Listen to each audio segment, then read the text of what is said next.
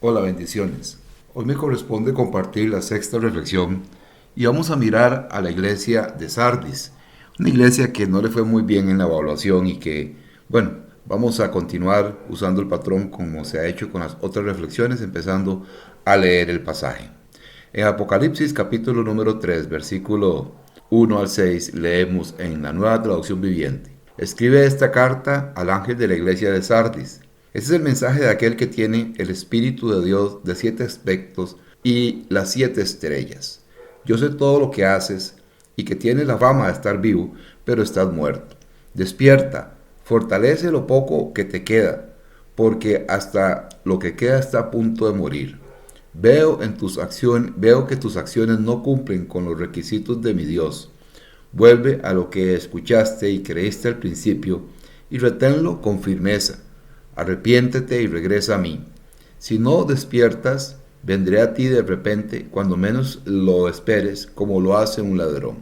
Sin embargo, hay algunos de la iglesia de Sardis que no han manchado la ropa con maldad. Ellos caminarán conmigo vestidos de blanco, porque son dignos. Todos los que salgan vencedores serán vestidos de blanco.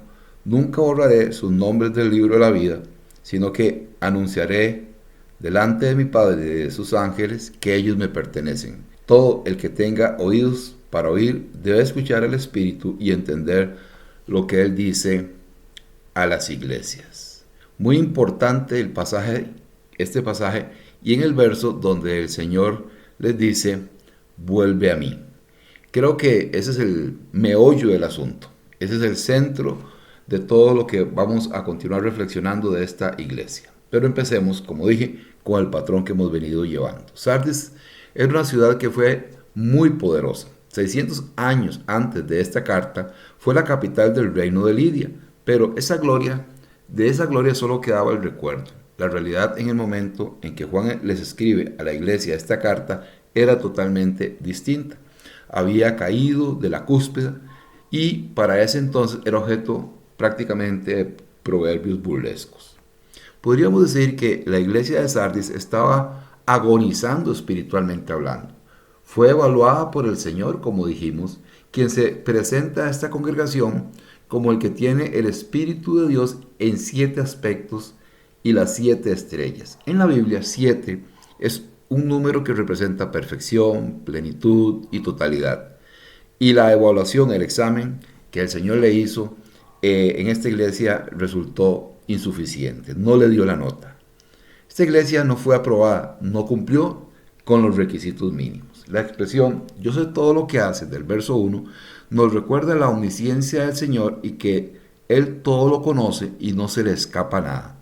En base a esta característica tan singular, que es únicamente le pertenece a Dios, Cristo le dice a la iglesia su verdadera situación. Tienes la fama de estar vivo, pero estás muerto.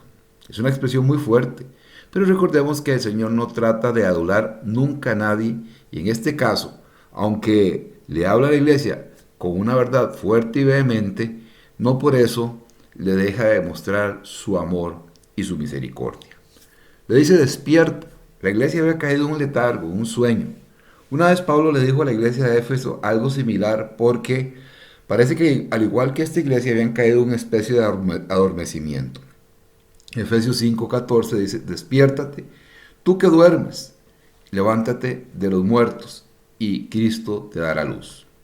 Hay un llamado a despertar, a arrepentirse, a cuidar lo poco positivo que le quedaba a esta iglesia. Ya no tenía mucho a su haber, pero sobre todo a retomar la esencia, a volverse al Señor, a la base de los primeros momentos de su historia. Dice, fortalece lo poco que te queda, porque hasta lo que queda está a punto de morir. Es decir, como podemos, en términos muy populares, podemos decir, estaban alitas de cucaracha. Veo que tus acciones no cumplen con los requisitos de mi Dios. Vuelve a lo que escuchaste y creíste al principio y reténlo con firmeza. Arrepiéntete y regresa a mí. Repito, ahí está para mí el meollo, la clave, la raíz de todo lo que estaba sucediendo en esta iglesia. Si no despiertas, en esta advertencia le dice, si no despiertas, vendré a ti de repente, cuando menos lo esperes, como lo hace un ladrón. Cristo usó también hablando de su segunda venida, esta idea, que Él iba a venir como un ladrón en la noche, cuando nadie lo espere, pero en este caso es algo muy específico. Vendré a la iglesia y a castigarle, a establecer mi juicio, porque no se quiere arrepentir de la condición en la que está, en la cual era una condición donde había abandonado al Señor y las cosas básicas y esenciales de la fe. Toda iglesia, y esta no fue la excepción, por lo general empiezan bien y colocando bases y cimientos correctos y fuertes, pero con el pasar del tiempo puede descuidarse y poco a poco ir cayendo en errores que tal vez al principio son imperceptibles y no muy significativos, pero recordemos que gota a gota es que se llena el vaso.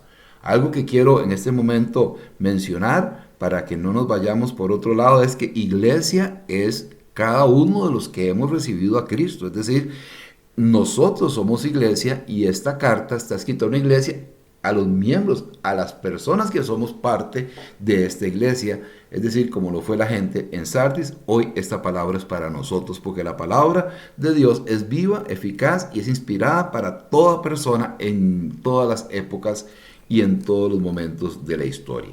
Había un remanente que marcaba la diferencia. Ellos no estaban bajo la misma condición. Gracias a Dios había algo positivo. Está claro que lo malo de la iglesia fue la intromisión de cosas malas o pecaminosas, pero este remanente se había mantenido puro, se había guardado, y el Señor les promete que iban a estar con Él. Dice, sin embargo, hay algunos en la iglesia de Sardis que no se han manchado la ropa con maldad. Ellos caminarán conmigo vestidos de blanco, dice, porque son dignos. Por último, y como se da en cada una de las cartas a las iglesias, el Señor hace una promesa para los que venzan. La victoria, como lo vimos, está asociada a despertar de un sueño espiritual, de un letargo, arrepentirse de sus malos caminos, que eran caminos pecaminosos, y volverse a llenar de las cosas buenas que tenían al principio, y volverse sobre todo a Dios. Ellos habían perdido esa relación. Si esto sucedía, al igual que acontecía con el remanente que no había caído en esto, el Señor les iba a vestir con vestiduras blancas, algo que se registra en reiteradas ocasiones relacionándolo a los creyentes en su posición de dignidad y pureza junto al Señor, y les garantiza que el nombre que fue escrito en el libro de la vida cuando ellos experimentaron la regeneración o el nuevo nacimiento, es decir, que cuando uno viene a Cristo y se convierta a Él de todo corazón, Él nos acepta como sus hijos y nos dice la palabra que escribe nuestro nombre en el libro de la vida.